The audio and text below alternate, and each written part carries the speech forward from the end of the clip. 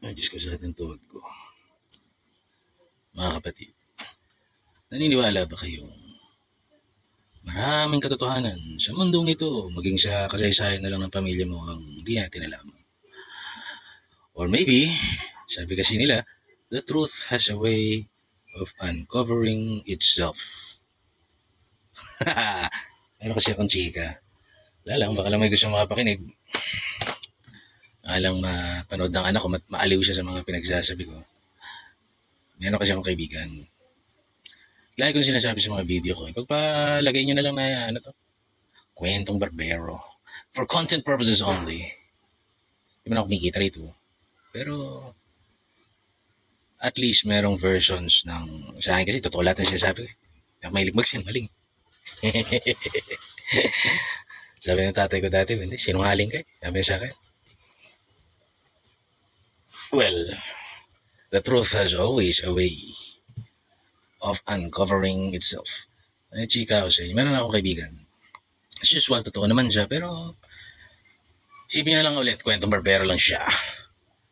Sabi sa akin, do you believe in destiny swapping?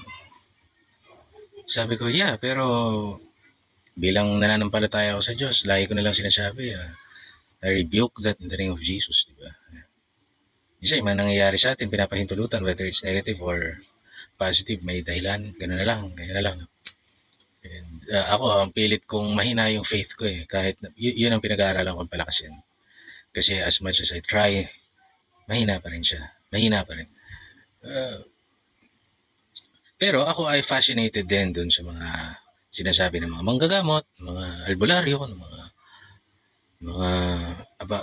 and many things na nakikita ko sa internet about destiny swapping. Siya kasi, ang kwento niya is, ang kanyang nickname dati ay Voce. So, nung may pinanganak na, may sumunod na anak, may sumunod na apo sa kanya, doon sa kapatid ng tatay niya, tinawag rin itong Voce. Para yung pangalang Voce, tatak niya yun, parang gano'n. Kinuha ng iba. Ayan, sabi niya. So, sa mga nakausap niya manggagamot na sa Christian faith, hindi naman naniniwala doon, pero ako kasi 50-50. Minsan may mga binibigyan ng gift na gano'n. Panalangin mo na lang sa Diyos na lagi kang gabayan. Minsan tama, minsan hindi. Bahala ka na sa akin, Lord. Gano'n na lang yung di ba? He was a victim of destiny swapping. Yun nga, doon sinimulan nung nakikita yung potential niya as early as 2-3 years old. The nickname is Voce. The other one was called, yung pinsan niya was also called Voce. Voce. Ngayon sabi sa akin ni Bachengsheng, yung nanay ko na naginip, sabi niya, dinalo ako sa panaginip ng lolo mo. Sabi ng lolo mo, kunin mo yung brown envelope. Pakialaman mo yung aparador ko, kunin mo yung brown envelope. Now, yung nanay ni Bachengsheng, sinabi niya doon sa tatay niya, huy, dinalaw ako ng tatay mo sa, nung tatay nung asawa niya, bale. Dinalaw ako nung tatay mong namayapa sa panaginip. Ayaw naman makialam ng nanay ni Bachengsheng. Sabi niya, punta ka doon sa aparador ng papa mo, kunin mo yung brown envelope. So, pumunta yung tatay doon, wala na. Wala na laman, kahit na yung aparador. Ngayon, habang nakita ko nag-unfold yung buhay nila, marami akong teorya. Teorya lang to Theory lang to. Maraming potential si Bachengsheng na parang nawala sa kanya. At marami akong naririnig mula pa ng mga bata kami na sinasabi sa kanya na naririnig ko rin o nakikikwento niya o ganito na laging inline. Pag nagtagnig-tagnig kasi ako ng history, kaya mahirap akong kalaban Tanda ko yung kasaysayan. Mas mahirap kung lagi ako may nakatabing ebidensya. Hindi ako magaling sa academics, pero pag nilatagan mo ako ng kasaysayan, pag pinagdikit-dikit ko na yan lahat, uli ka. So, mahirap magsinungaling sa akin. Mahirap. Gift ko siya and a curse at the same time. Anyway, gano'n na nangyari, So, sa aking theory lang, bilang isang katang isip ko, Maaaring ang destiny swapping was done because Bacheng called himself Bacheng and yung pamangkin niya, ang tawag Bacheng. And it's very consistent with kung ano man yung sinabi sa kanya ng manggagamot o ng albularyo. No? May something. Okay? Something's being done to you, to your destiny. Eh kung nanonood ka dun sa mga, sabi nila, conspiracy theory lang to, pero may mga mahuhusay na tao talaga that they're talking about those who live forever, fallen angels, they transfer their consciousness to another vessel or body. Hindi naman na siguro mga interesadong tao masyado rin. Pero what I'm trying to say is, demons are real naman. Black magic is real. You just have to rebuke it in the name of Christ, hindi ba? Kaya lang, nakikita ko yung nangyari sa kanya.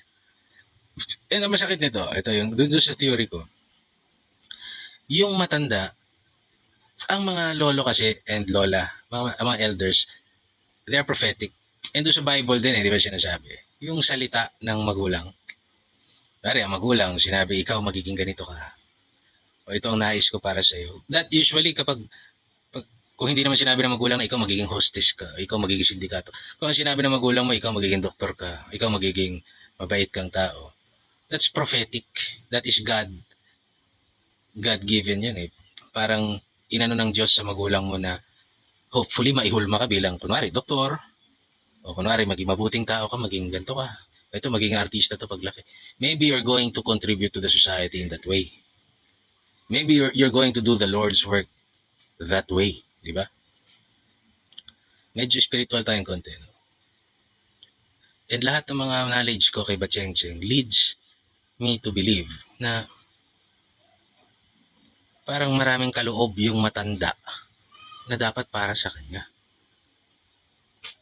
Na kinuha ng iba. Maybe through black magic, maybe through similar to doon sa nakausap ko doon sa may likod ng lote namin na yung pala isdaan na dapat kaloob ng magulang ibigay sa kanya. Pero merong mga kapatid na swapang nag-iiyak-iyak, amin mo na lang ibigay yan. Tapos ang binigay, imbenta, pinintay. So sabi ko, bigyan mo naman ako ng mga fish mo dyan sa palaisdaan mo. Eh, hindi naman namin yan, sabi. Tapos kinuwente, may mga ganun, Nalugi. Because my sisters got the ear of my father, sabi niya. And the palaisdaan was given to them. Pero ang alam ko talaga, kaloob ng magulang niya, sa kanya yun. Mabalik tayo kay Bacheng. Merong kaloob yung lolo niya for him, tingin ko, naninakaw. They want to try to take it away. And siguro, ang sabi ko na lang sa kanya, siguro kung hindi para sa yan, hindi siguro para sa iyo. Di ba? Kasi kung para sa yan,